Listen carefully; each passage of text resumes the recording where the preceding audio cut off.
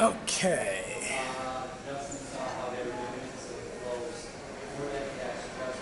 Good afternoon, everyone. Bisi here. Hope everything is well, and thank you for joining another great edition of the Bisimoto Tech Tuesday. I'm in somewhere very unique this afternoon. I am in Rochester, New York, on the East Coast, a place that I'm not quite accustomed to. But luckily the weather is much nicer than what we experienced out in California. So thank you for joining me, those on YouTube, and for those of you on Instagram, thank you so much as well. Hello, Garage. Thank you for joining us this afternoon. CT9, it's a pleasure to have you here. So thank you so much. I'm actually here in the hotel lobby. We're getting ready to get picked up for another exciting day of filming, which we had a very long night, so forgive my demeanor if I'm a little bit tired, because it's crazy. Hello, Sam. Hello, Driven. Richard, greetings. Good to see you. Hello, Deshaun, I believe. Hellspawn, greetings. Thank you so much, guys, for joining me.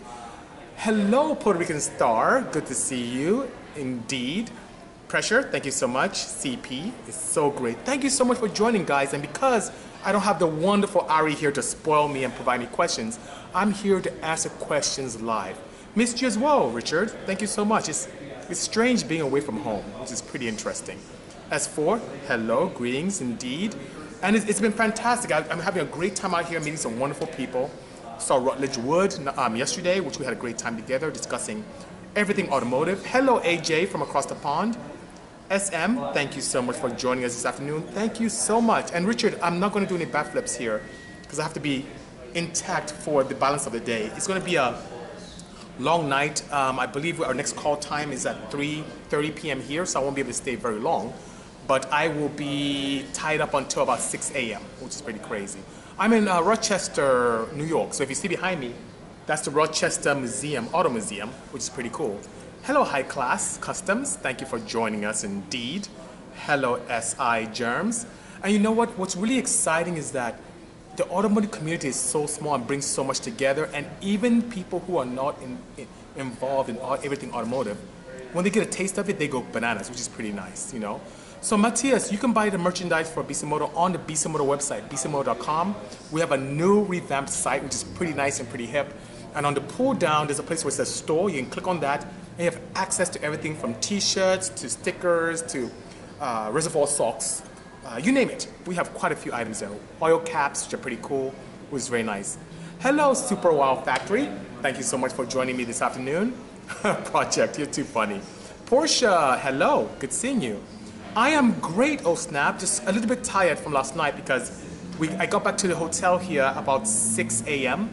and we were on set yesterday since about 4:30 p.m. So it was a very, very, very long day, I should say. My pleasure indeed. So guys, hello, Emperich, France. Good seeing you. Thank you for joining us from across the pond. And I'm very excited to be here across, and it's so nice to see so many enthusiasts who are involved. And the one question I get so much is about project cars. And hello, Shell, good seeing you. I miss you guys out there. Thank you so much. Sure. So, Lee, to give you a little bit of insight on coatings for internal combustion engines, it's very, very good. There is a way to really look at engines, which I think will really give you a very good embrace on how coatings work.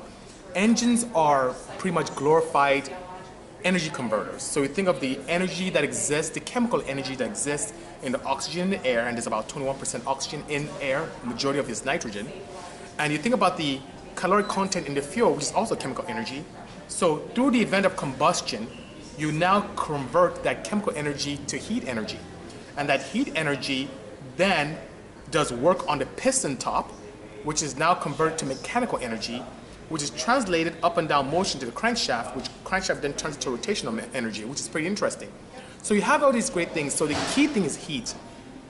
One thing about our engines is that internal combustion engines are they're not very efficient, meaning that you lose a majority of the energy created through combustion, through radiation and heat into the cooling system.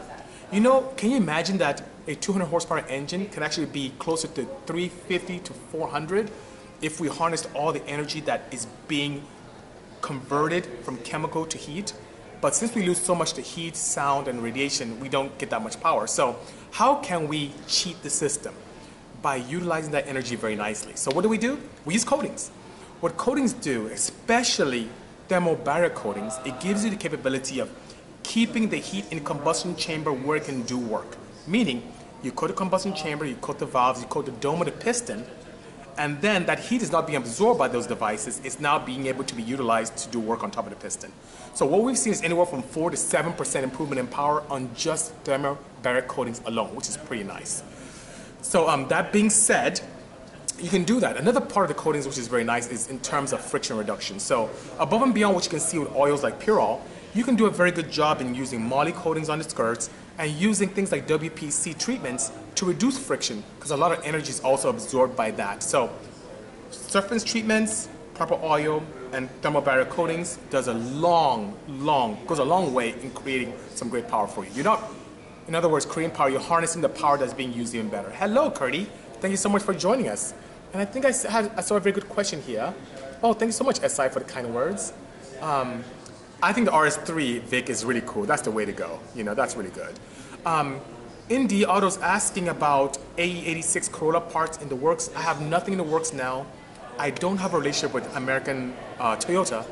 So because of that, I wouldn't be able to work on anything new or vintage. So at this point, I do not have any plans for that. But if Toyota's listening, I'm more than happy to assist. Let's see, I had another good question from Porsche Life. Do I have any plans to work on the M97 engine soon from 997 Carrera S? So I've played around with a lot of M97 engines, particularly the ones in the Cayman, which is very, very close to that. And I do have some plans for a turbo kit for the 997 Carrera S. So hang tight. I should have something for you by the end of the year, which is very comprehensive, very reliable, and extremely enjoyable. Hello, Dip and Deep. Good seeing you. How are you? Ari's not here with me. I'm actually here in Rochester, New York. So I do not have my team with me. I'm here solo and doing some crazy filming and very busy. And even though time is flying so much, I don't have too much time to spend with you guys, but I want to be able to answer any questions you may have that can assist you with. Old Snap is asking, are there any performance parts for Odysseys to the public? Yes, tons. One advantage that everyone has with us building cars for major OEMs is that we are typically first to market with performance parts. Even cars are still in warranty, even though they're brand new, we create parts. So to answer your question about Odyssey parts, pistons, rods, valve train, camshafts, clutches, oil, you name it, we have access to those for you. And even engine management solutions we have for the Odyssey as well, in flash form and also standalone. So if you have further questions about what you may like based upon what I shared with you, or Snap, write to us at sales@bisimoto.com. My team and I will be more than happy to assist you. So I hope that helps. I am great, Alket B502. I hope you're doing well. I would consider doing stuff with the Mini Cooper. I don't work with BMW, so one thing about me is what helps me tremendously provide parts for the masses and for our inventory is to partner with a manufacturer, because R&D costs can be quite expensive, and OEMs can do a great job in offsetting that cost while also benefiting from that. So if I did have a relationship with BMW, who is also an affiliate for Mini, I'll be more than happy to create parts for that. And at this time, I don't. AJ, on the Golf R, that's one car I find extremely appealing. I have an eye on a car for sale in the Pacific Northwest, and that car's not up for sale yet. So once that comes to light, I'll pick that up and have plenty of that. Kiefer is asking for any news on the wagon. Yes, tons of great news. So the wagon is being worked on as we speak. We're documenting every point of the build. I'm partnering with some great people, and from a media perspective, and I have to respect this, Super Street Magazine is one that's going to capture everything on this. From video to stills to you name it. They are capturing every component of this build, and it's something that I'm very proud to say that any one of you could replicate quite easily, which would be very, very nice. So as we build this project, which should be the most amazing and possibly the most powerful and, I won't say powerful, but the most popular project ever to leave our stable, I look forward to it being one that you will find extremely appealing. So thank you so much, Kiefer, for the question. Vic, thank you so much for the kind words. So the Viper I posted a picture a few days ago is one that I drive quite often, V10. Vitalent Snake, I like that screen name, that's pretty cool. So he's asking about Viper, for those of you on YouTube, he's asking about the Viper that I posted, any updates. Well, I have been modifying that car quite a bit. It has intake, header exhaust, and a flash. And also, if you see how it sits, it's not too low, but it's not factory high. We have developed these really cool suspension lowering caps where you can still keep the travel, geometry, and feel of the factory Viper setup. And if you have a GTS or something like a any of the Viper models except for the SRT, which has adjustable shocks electronically, you can still retain that capability with these lowering caps, and they're very cost effective. So it's on the site as well. So with that in intake and exhaust and flashing, that's what I've done so far in the wheels, which look pretty cool. And there's something else I'm playing with that's a little more crazy, but the current GTS Black Viper will kind of stay slightly mild, if that helps, you know. Manny, it depends. He's asking, do I recommend the F22C over the F20C? It depends on your goal. So many people just love the feel of a high revving 9K RPM engine. And if that's the case, F20C is great. But the F22C has a lot of grunt and the potential for more horsepower. So if you're road racing in very tight courses, the F22C is a great base engine to use. I like those very much. But if you just love the feel and sound of a high RPM revving engine, F20C is the way to go. I'm a crazy power guy, so I love the displacement and the grunt. And the camshafts are quite somewhat different between the two of those platforms as well. As a matter of fact, it's very popular to swap from one to the other to get a little bit more power and grunt, which is pretty nice, you know? Chavez is asking, do I have any plans for 2018 Accord 2.0T? Absolutely. So we work with American Honda very nicely, and when I get back, my goal is to get a 2.0T to our facility. Right now, we do have access to flashing options and downpipe CAD bypasses, which gives a nice amount of power. And you can still use the support button to be able to change different boost levels if you flash it properly. And we have access to those things. So I'll provide more information as the weeks progress. And as we get closer and closer to SEMA, it may get more and more difficult, but it's something that we plan on doing in the next few weeks. So thank you so much. My pleasure, Portia. Thank you so much. Oh, wow, Lee, what I ask you to do, Lee, is to watch what we have done here. I'll have it up on Instagram for another 24 hours because he missed what I said about coatings. To write that out would be pretty lengthy. In a nutshell, there's many power gains with that. There are also different coatings I mentioned that could be to your advantage and why coatings play a role. So listen to that, and if you can't catch it here on Instagram within the next 24 hours, I will upload this very soon on, not Facebook, on YouTube. Indefinitely, so you can watch that by all means, okay? So, Group Snacks asking, what's the importance of exhaust back pressure? Now, that's a very, very, very good question. From what I've seen, exhaust back pressure does two things. One, it allows the opportunity to have a little bit more grunt and low RPMs because it makes the low RPM pumping losses a little more efficient. Secondly, it does a great job in attenuating sound. So when you have very small exhaust systems from factory vehicles, what it does for you, it allows you to have very nice grunt because most people who buy cars aren't really into high performance. They just are not, the majority of people. So that helps with moving out of the way, getting out the, just taking off from a stop and having great time doing that at nice torque. But you do that with a sacrifice of high RPM, where it takes energy to push exhaust out of a very restrictive system, and what ends up happening is you don't have as much power. And secondly, that small cross-section area does a good job in reducing sound, so it's not very loud. Now, there is a rumor, and I need to really do a good job, I'll probably ask this question later on, about myths debunked. There are many myths about that back pressure hurts power. And I'll be honest to tell you that it does not. As a matter of fact, you may see a very slight difference in low RPM pumping losses, but when you get into mid-range and high RPM, it gives power whether you're NA or boosted, especially when you're boosted. The problem where this rumor started was in the 60s, when enthusiasts didn't have access to wideband sensors. So what would happen is if a car was tuned perfectly from factory in the 60s and 70s, and then you had an opportunity to reduce the back pressure by going large exhaust, many times people lose power. And what happens is, unbeknownst to them, they were running leaner. So running really lean hurt power. And since you hurt power, people automatically assume that, oh no, back pressure is bad. Oh no, that's horrible. So it has to do more with air-fuel ratios than it has to do with you actually losing power. We've seen this on everything from small displacement engines to large ones. Years ago when I raced my D15, even on the street, the larger exhaust I went, the more power I made all across the board. And the only challenge I had was the space under my undercarriage. So I couldn't go larger than 3.5 inches because I just didn't have the space to put it under a CRX. And we did some many testing with many exhaust manufacturers on K20s, and the larger we went, the more power we made, which is pretty awesome. So I hope that helps quite a bit. That was a great question, Group Snack. Thank you so much. Hello, S14, good seeing you. Hello, JP. Big Bang, thank you so much. Oh, snap, I appreciate the kind words. Is there a vehicle, WA Brooklyn is asking, which may be close to me out here in Rochester. He's asking, is there a vehicle I wish to work on that I have not had the time to? And I would say a Tesla. So with everything I have with internal combustion engines, I haven't had the opportunity to play a lot with EVs, which I would like to. I just don't have the time. There's so much amazing stuff going on now, and it's something I would like to play with. And I'm starting to develop a relationship with some key individuals in that community or within that entire environment with Elon Musk's team. So don't be surprised if soon we have something. Bang Bang, this is a prototype shirt. I need to really get this out on the market. So because of you, let's make some. Let's put them out there, Bang Bang. I will make a nice announcement on Instagram here that we have it available. I will make it happen. Thank you so much. Soka asks, have I worked on a Mazda 323 GT or GTX? No, I have not. I've had the opportunity to put some baseline dynos on them, but I haven't worked on it personally in my own facility for myself at all. So sorry. Hello, Lawson. Ben is asking, is it possible to visit my shop?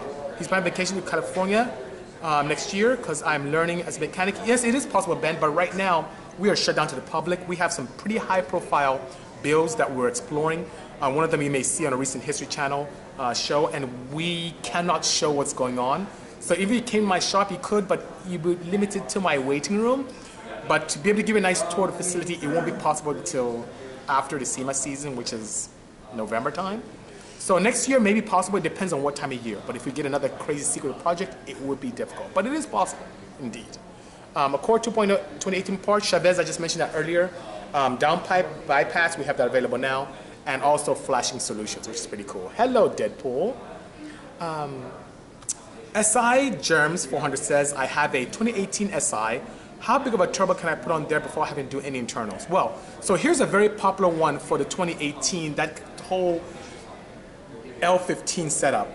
There is a very nice small size turbo, and it's a competitive brand, so I don't kind of want to mention it, but you may get a hint if I say it's like a GTX. It is closer to, I would say, like a 50 millimeter turbo, and you can get close to 398 horsepower on that setup, limitations being your fuel system, and after that you have to rebuild it. So a 50 millimeter turbo would be nice size to give you a decent spool and decent amount of power to get you closer to 400 range. And if you'd like some insight on how to do that, write to us at sales@bisimoto.com and we will give you that opportunity. Che, yes, he's asking, my real name is Che, is asking, will Wagon use hotspot mount kit? Yes, it would. Brian was kind enough to send us something already, so we have the hotspot mount kit in-house. We're going to start welding on the mount brackets, which I'm already giving a hint on what the engine will be, in about a week or so, which is pretty nice. Hello, Ryan. Thank you so much. Chavez, thank you so much. Appreciate the kind words. Cali Finest, thank you so much. Hello, Dennis. Meet and greets, Lawson. Out here, it'll be difficult. I am really tired, but above and beyond that, my schedule is bananas. So I may be able to put something together. Depends how long I stay in town. I may be leaving later in the week or during the weekend, or maybe even stay here longer. You never know. For LS4s, nothing at this point in time, Lucas. So sorry about that. My pleasure, V10. Appreciate that. I appreciate that indeed. I don't have any development-driven auto styling for the Audi 3.0. As I mentioned earlier, I tend to really focus on projects where I have a relationship with the manufacturer like Hyundai, Honda, Porsche, Ford. So I don't have a relationship with Audi yet, but you never know. I'll be more than happy to do that. Why don't turbo engines rev as high as NA engines? Are they physically incapable to do so? AJ, they can. And it depends on the design. Most OEM manufacturers design turbo setups with very mild camshafts in both length and duration. And also in terms of load separation angle, so the overlap can be very, very wide. Or very small, I should say. But a wide load separation angle, very low overlap. And to do that, it gives very nice efficiencies and low RPM bands, and they feel there's no need to take it higher. Now, when we come to racing applications or the crazy things we do where I treat turbo engines as just pressurized NA engines, you have the capability of matching or even exceeding what you may see naturally aspirated. So the one key thing is this: to make power, there's so many ways you can do it. The amount of air ingested by an engine, by forcing it in or using atmospheric pressure as much as you can and reducing restrictions, by having the opportunity to increase the caloric content of the fuel you're using, to add an artificial supercharger like nitrous, and displacement is another good way, and also RPM. So in a naturally aspirated engine where we use the atmospheric pressure as our basis, you have to buzz it to get some power. When you're force inducing, you don't have to. And RPM really does put higher stresses. If you see what a valve spring does at 9,000 RPMs, you'd be scared to even rev there. It's crazy how it looks, how the spring moves up and down and wiggles. It's really frightening. So anything you can do to design an engine to lower that RPM capability is always good. But with camshafts and port designs, you can actually match or even exceed that of an NA setup. So I hope that helps. My pleasure, Chavez. Hello, Boca. Good seeing you. I do tune RX-7s, absolutely. FD RX-7s I do. We have customers that come in with Holotech and AEM, and we take care of them, boosted and non, you know. Thank you so much, D-Tune Racing. I appreciate the kind words. Hello, AJ. Good afternoon. Greetings from Rochester, New York. I'm in here in this beautiful Hyatt Hotel in front of the Rochester Auto Museum, which is pretty cool. What was my angle with building 2 more wagons? My end goal. Well, I do miss my original wagon. So I built the Odyssey to replace the wagon, but I have this really soft spot for vintage vehicles. And to be able to have a wagon or 2 that's vintage, old school, and can really remind us of what we grew up with. I loved wagons growing up. And then infusing modern technology in it is a win-win. So it has the beauty of a classic Honda wagon, but the technology of modern day engineering, that is a win-win for me. And it'll be much lighter than this, and dare I say, it's like a revenge car for me. So, as many of you may have seen my show on Netflix, I think someone mentioned it earlier on today, I didn't fare very well because of lack of traction. Above and beyond that, the other teammates ran really sticky tires, slicks, and we're told not to, so I ran just regular DOT, R888Rs, I think they were 255 wide, nothing crazy. And of course, it didn't fare well because it's a heavy car and lack of traction. So this time, I'm going to get close to that power range, have better adhesion, and a much lighter car. So it's my revenge vehicle. So that's the reason why. So I hope that helps. I am Jose. Hello, Jen. So you are very evil, Untitled. Anything for the Mercedes 8-cylinder bi-turbo Bisimoto S-Class? I would say no, the S-Class, no, the S-Class, but I heard what you guys said. I love that many of you share the same passion I have for DTM cars, the old school touring Mercedes-Benzes, and I can tell you one thing, it won't happen in the next few months, but early next year I'm going to begin, I am going to do it, I'm going to build a throwback Mercedes-Benz and give a nice nod to the touring cars of the 80s and 90s, but infused, as always, modern technology, so I'm pretty excited. Daron, you're asking how many cars are we taking to SEMA this year? Right now it's 5, and in about 2 hours it may be 6. So Daron, get ready. We're gonna have a lot of fun. Thank you so much. My pleasure, Soka. I am great, J. Ken. Hope you're doing well. Coming along very nicely, Blake. Blake's asking how's the ITB Viper build going. ITBs, I'm not saying anything, but it's going very well. Thank you so much.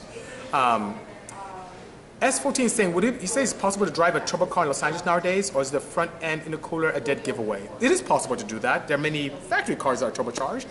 And the front end, if you're talking about aftermarket ones, it is a giveaway, but most people are starting to anodize black their intercoolers, so it's not as obvious, or going liquid to air. So you can. And you know, if you have a WRX or some kind of Evo 10, those come boosted already. But if you're talking about conversion, yeah, it's possible. Absolutely. Lee's asking, do I think a 2JZ GE and it would be a worthwhile project, or should I follow the norm and do a single turbo? So the one thing about the 2J engines is that the ports are very, how should I say, not very performance friendly. They're very conservative.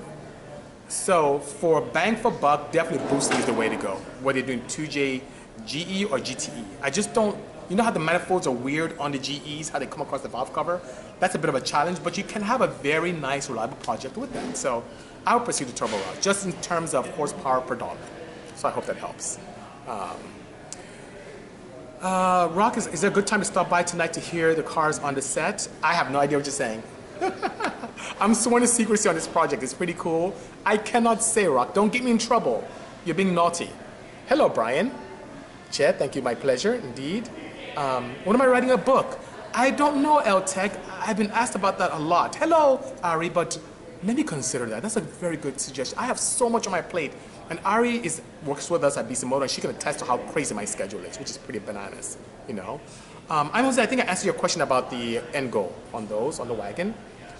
Yes, as a matter of fact, one of the cars that I just mentioned a moment ago, which may turn to a 6 car, is a Veloster N. So yes, I will be working on a Veloster if it gets approved later on today. Okay.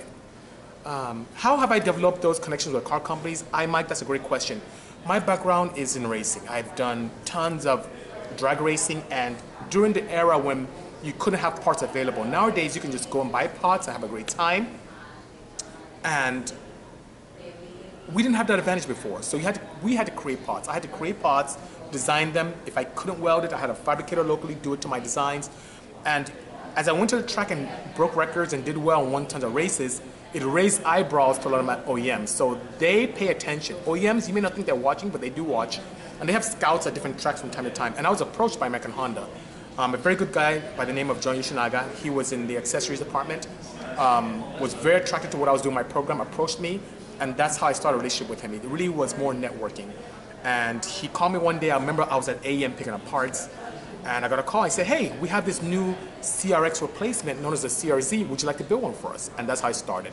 And when I did a very good job and delivered on time with the CRZ, other manufacturers started knocking. And then we kept working with them.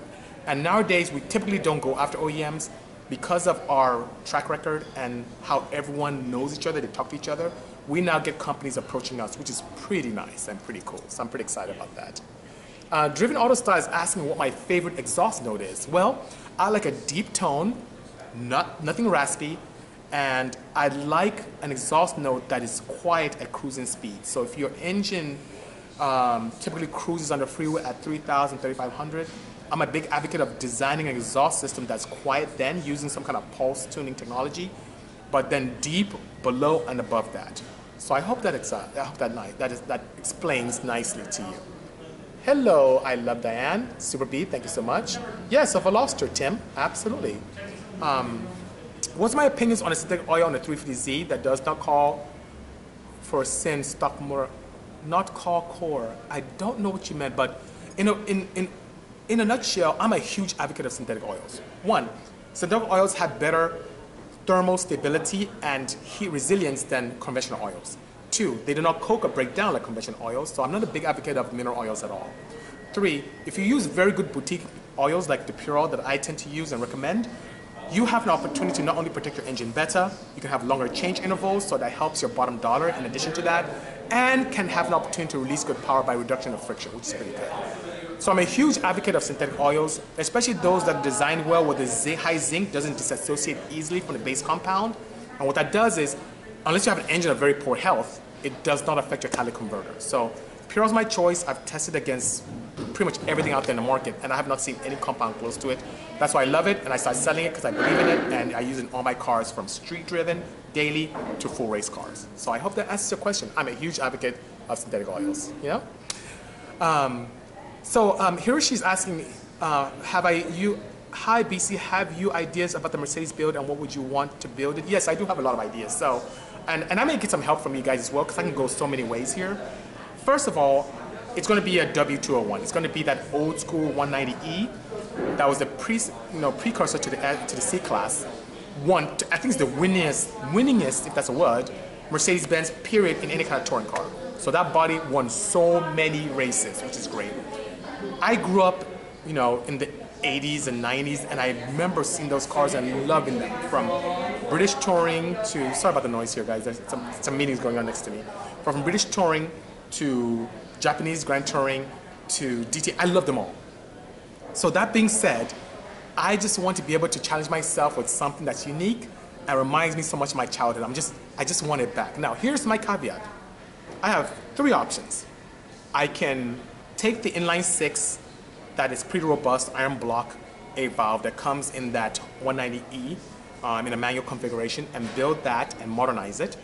I can swap in a newer AMG engine and take advantage of technologies available to me in slightly current configurations, or I can get a nice huge engine from one of the partners of Mercedes-Benz and put in there. So maybe I'll let you guys decide. Either way, it'll be a great project and one that I'd love to build, and it should have a lot of legs and just be absolutely amazing. So I appreciate your interest and your support.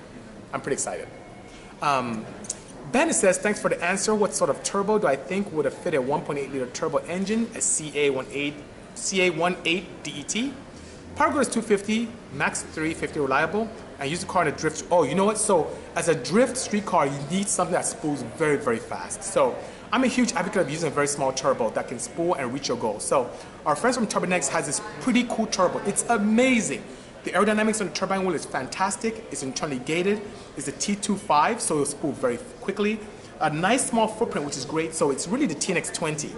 In ball bearing configuration, it's great. If you want something that has a water-cooled cartridge that can allow you to just drive your car hard and shut down, and then the siphon effect will help cool everything down, that's the way to go. So that being said, I would highly encourage you to explore the Turbonex TNX20. It will meet and exceed your goals. It will spool fast, and it'll be perfect for drifting and for the street. So I hope that helps. Oh, thank you so much, Boca. Everyone is actually really nice here. I really appreciate that, you know? Yeah, the wagon does scream Volvo, so don't be surprised if not the upcoming year, which may not happen, but the following year, that I do a throwback to the Volvo 850. That thing's dope, you know? How many station wagons do I have at this point? Unless you want to consider this a station wagon, I'll say 3. I am going to share, so that's my revenge car. So if they have a second season, I'm going to get that car and then we're going to have a nice time, which is pretty cool. I will, Young. Thank you so much. Appreciate the kind words, you know. Well, the center seat is a totally different thing. It's not a revenge vehicle.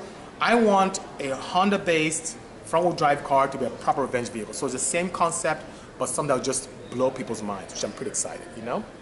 A CRX, I don't know. It was my first car, and you never know. I may throw back and try and rebuild my CRX again, but I don't have any plans in the short term, you know. Oh, thank you so much, Car Mechanical. I appreciate the kind words. Thank you, J. Ken. He says that'll be a beautiful build. I look forward to that as well. CPER is asking when is SEMA. Hello, Aaron. SEMA is the last week of October going into the first week of November. So that last full week where half of it is end of October and the beginning of November completes the week. I think we even have Halloween while we're out there. So it's a pretty nice event. It's a place where tuners from all around the world get together and do some great things, which is pretty nice, you know? My pleasure, SI. I appreciate that indeed. Appreciate that. Here to help. So High Class Customs, I do have a good friends I should say, at SOS Customs out in the Oceanside area. High Class, if you're local, shoot me an email or DM me directly here. Maybe we can do something. But I do have a commitment to another facility, and if they say that they are tied up, I'll be more than happy to explore with you. Thank you so much. My pleasure, S14. Hello, Kappa. Thank you so much. So I haven't gone to the museum yet. I haven't, but I need to. It's just so crazy. I haven't gone to the Auto Mall yet, but it's pretty nice, you know? So L Tech Lucas, I answered your question about the 350Z that doesn't call for synthetic. I'm a huge advocate of it. Huge advocate of synthetics. Dip and Deep is asking what gearbox should he use for a transmission to put on a D series pushing 600 horsepower or 460 torque. So my opinion, the easiest thing to do, you're gonna love this. You may think I'm crazy, but the first generation D16A1 gearbox from the Acura Integra from 86 to 89. That gearbox is robust. It's what I race on. I drag race on that gearbox. Why do I like it? Not only the gears are short and stubby, so they're very strong, there is a pseudo handcuff that exists between 4th and 5th gear. And what happens in gears is that if you have a standard gearbox where there are bearings on each end, as you have higher horsepower levels, those helical gears tend to push away, and when it engages the tips, it shears the gears off. And that's why some people, to get more longevity out of H series or B series gearboxes, which have bearings on each end, they'll take off 5th gear and put this crazy handcuff to hold it together. Well, guess what? That D16A1 gearbox, which is so cheap and everywhere in wrecking yards, not only has decent gearing, but it has the handcuff built in already. The 5th gear is outside the gearbox on this crazy cap. I use it to drag race. You'll love it. It bolts onto your engine, allows you the opportunity to use a half shaft. It is dope. You will love it. I'm great, Mohammed. How are you? Missy Wells, thank you so much for joining us. Thank you so much, Dip and Deep. I appreciate the kind words. I just love cars and I love technology, you know? Javon is asking what my thoughts on compression versus boost. High compression and boost are awesome. The challenge is, here's a challenge in tuning. The tuning window for high compression gets closer and closer, so there's less opportunity for you to have errors. But above and beyond that, your capability of fuel, the requirements for high octane goes higher and higher as you go up in octane rating. So if you're in an area that has not very good fuel, like in Southern California with 91 octane, you have to be very careful in what you do. But if you have access to alcohol-based fuels, a water methanol kit, methanol itself as a fuel, by all means, whenever you combine compression and boost, it is awesome. You have an opportunity to have better efficiency. You have an opportunity to have a quicker spool. You have an opportunity to have great throttle response. It is a win-win. We go super low compression to help as a band-aid for low octane fuels, which is sad. And also to allow for a tuning window that's wide. So if you have a tuner that's not very good or you have a challenge with your ECU, you don't catapult your engine components out of the casing.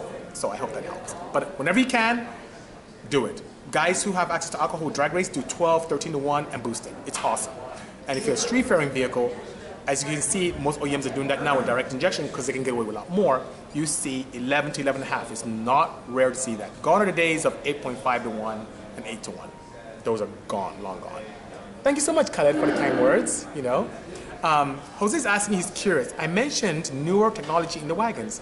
What am I planning on throwing at it, and what suspension will I be running? So, I'm going to most likely be running something from the guys from KW. 2, in terms of technology, I will plan on having drive-by-wire, a very nice controlled boost protocol where you can have a knob to change different styles of boost settings, and also incorporate that with a push-to-pass, boost per gear, and also safety. I'm a huge advocate of fail-safe. So, for example, if you look at some of the builds I have, and I do that for my customers when I tune them, I have the capability so that if air temps go up rapidly, if you're driving somewhere racing and it's really hot, the boost comes down. I'll have knock protocol, which is very interesting as well and very important. I'll have fail-safes in terms of oil pressure. If something goes wrong, you bring the idle down so you don't expire the engine. Same thing with, I'll have a lean control feedback loop, so if the vehicle goes lean for some weird reason, the pump goes out, it will save the engine. I will have very advanced combustion chamber design and a very advanced camshaft profile as well, which is pretty good. And I will make this car extremely adhesive to the ground using technology as my advocate. So the one cool thing about drive-by-wire is that not only does it remove the not so good opportunity for more boost leaks with the idle control valve, it allows me to do a very nice traction control function using the throttle plate. So you can, one thing about using fuel cut, ignition cut, especially fuel cut in traction control function is that it's very hard to recover from, while using a drive-by-wire is very fast and very subtle, so it doesn't feel very bad, it doesn't hurt your speed or your time, which is pretty good. So I hope that helps. Thank you so much, Tim. Appreciate the kind words. Thank you so much. You should see the Veloster SEMA if we do get the bid on getting it going, you know. Motorsports detailing, what EMS would I suggest to control V6 equipped with VVTi on both cams? Infinity, AM Infinity, by all means. Hello, Fox. I've been great, Mohammed, how are you? Joseph is asking, have I ever played with a 5-cylinder? No, I have not. Ant is asking, is a post-chamber exhaust system useful on other applications other than Porsche? Absolutely. I've done it on anything combustion chamber, or internal combustion. I've done it on Honda Fits. It's just that the Fit guys are very frugal, but yes, I've done it. It can work on anything. Hello, Alex, stranger. I haven't seen you in weeks. I don't know what the deal is. Hey, Hetty. Longshot, greetings. Hello, pretty boy. Thank you so much. Dipping deep, good seeing you. Dant, I would love, thank you so much for joining us from Panama, by the way. Dant is asking, will I ever be into Evos? I like Evos, Mitsubishis as well, but I don't have a relationship with them. So it's much easier if I have a relationship with the manufacturer. So Mitsubishi, if you're listening, I am down to work with you, even though I think the Evos are discontinued. Hello, Landshark, good seeing you. Miss you as well, Hedy. Let's see, the key to building a deep sounding exhaust, it has a lot to do with it. So there's so many ways to build a deep sounding exhaust. One way is to play around with cross-section areas, to use a post chamber, and also the type of material and packing and chambers that are used in the muffler. That does a great job. You can actually absorb certain frequencies that are wanted and have an opportunity to only allow the frequencies that you want to be emanated from the back. So I hope that helps. You can definitely do that. It's all about technology, which is fantastic. Let's see. What type of gear oils do I recommend? So what I'm big on gear oil Zephyr is what the manufacturer recommends, especially the manufacturer that does something if it's a performance gearbox. So I would go with their recommendations and do something that is also extremely useful. Sorry about that, guys. I had to touch my phone because someone called me. Mike called me in between my interaction with you guys, and now I cannot see the screen. But I'll continue to work with you guys before I head out. Let's see. Looking to build an exhaust for my S5 is what Deep Driving is saying. Most custom exhaust systems drone. Oh, wow. So there are ways. I wish I could be able to build something for you, but it's very involved and I'm slammed. But you could use Helmholtz tubes to be able to find out what frequency could be attenuated at that RPM so you have drone. It's so sad. Maybe I'll get to it. Driven is tough. I feel your pain, but drone is so annoying, which is so sad. Wow, Che, your mom had a 190E. If you still have a manual, I'd like to take a look at it. Thank you so much. Yeah, I'm in New York. I'm not in New York City per se, Jay. He's asking if I'm in New York City, but I'm in Rochester, which is a little bit of a trek from you. But thank you so much, you know. Yes, KB, I'd love to have Mercedes as a partner. That'd be so great. Thank you so much, Kayron. Appreciate the kind words. Thank you so much. Hello, Maria. Thank you so much. My pleasure. Ben, I'm getting all these thanks for those of you on YouTube with people who are like this, you know. So Lucas is asking, LTech, am I ever going to get my feet wet in building a drift car? I know you have a lot of played already. Yes, drifting is something that I was forced to experience with my friends from my ID agency. We had this little video we did where amateurs like me get to drift. And I used to make fun of drifting until I experienced it. It is not easy, so I respect it. And I like the technology aspect of it. I really love the technology that goes into really having controlled chaos. I love that, so don't be surprised if I do something soon with a drift car. But you know what I build? Something really small. I'm not a huge advocate of very big drift cars. I think it's a disadvantage. Having a small vehicle that has a decent amount of power and you can slide and control it is fantastic. So I look forward to that. My pleasure, CP. I appreciate that indeed. Appreciate that. Would I do a mid-engine conversion on EF body? Kappa, I could. It would be expensive to do that, but I could do that. If you're serious, write to us at sales@bisimoto.com. I won't be able to do it this season. It may have to be a next season project. So I hope that helps. Hello, Didi from Colombia. Appreciate that. I know JCan at 850 would be so great. Hello, Ellis. Greetings, Eddie from Santo Domingo. Thank you for joining us. I've tuned tons of SR20s, both in S14 builds and in other Corollas, but I don't have a relationship with our friend from Nissan, so I don't have the capability of doing one in-house right now, you know. Thoughts on development of camless engines? It is awesome. I'm a huge advocate of using pneumatics, even oil pressure, to control valves. You don't need a throttle body. You can have endless camshafts. It is awesome. But you know what? The EV revolution is coming, and that'll overtake that very quickly, which is so sad, but it's exciting as well, you know? Thank you, Super Chef. I'm gonna make it happen. I'm gonna make the 190E happen. Thank you so much. Hello, CRS. Thank you so much. Oh, my pleasure, Leon. I'm glad he liked it. I'm sorry it took a little bit of time to get to you, but I'm a man of my word.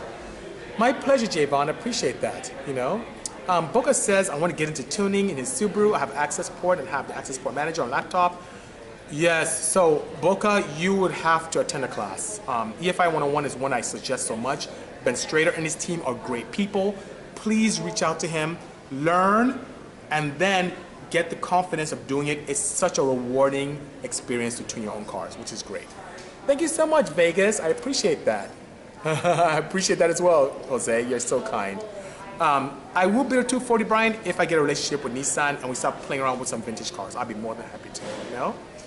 Zephyr, I did answer your question a little bit earlier. My pleasure, Jose. Oh, you're too kind. Oh, snap. It's Mr. Drake. I appreciate the kind words, you know? So, I am Jose. It's asking any future collabs with Magnus Walker. Great guy, but Magnus and I have talked about that. But he feels that he doesn't want to build cars for the public. That the public typically people have very unrealistic expectations. So, you never know. I would say no. We've talked about it, but it's something that we're not exploring in the immediate future. You know? So motorsports detailing, by all means, you can come back within 24 hours. I'll have it here on Instagram. You can watch it. And then I'll have it up on YouTube. So no problem whatsoever. You're not missing much. You have access to it. So I appreciate that, guys. And thank you so much for joining my YouTube page. If you haven't, please go ahead and sign up on YouTube, Bisimoto. Subscribe. I have crazy stuff there. Builds, experiences, insight. This Tech2sDay is being uploaded there. It's wonderful. Dyno tuning, you name it. So I appreciate your kind words, guys. Hello, G-Bird. Hello, Ken. Thank you for joining us. The highest RPM I've done with a turbo engine is 10,900 lead. So I hope that helps. Hello, AJ. A Porsche drift car, you know, would be ideal is there something that is a front engine rear-wheel drive. So FR will be good. Most Porsches that I play with are mid or rear engine. So a 944, 928. Oh, those aren't very popular cars. Anyway, but that would be cool though. The advantages of a single heck over the K24 dual cam center is single cam better than. So, AJ, to answer your question about an F series, and I assume you mean F22A versus dual cam K, they both have very good intake ports. the exhaust ports on the Legacy K series flow better than the F22, so you have to do some massaging. I love the valve angles of the F22A. I love the fact that the F22A are very cheap base engines. I do love the roller rockers on the K series, so all things being equal, you can get a more powerful F22 a little more cost effectively, but for aftermarket support, the K is pretty good. Plus, the bad thing about F series is you have to grind in loop separation, while with the K series, you can use cam gears or IVTech to control overlap, which gives you a nice wider torque curve. So, full race, F22 is my choice. Something that's a little bit street strip, a little mixture, the K may be better, especially if you want something with aftermarket support, some good aftermarket support. So I hope that helps, you know.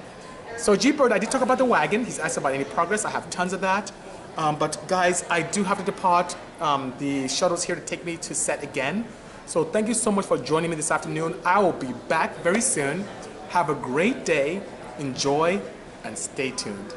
Cheers.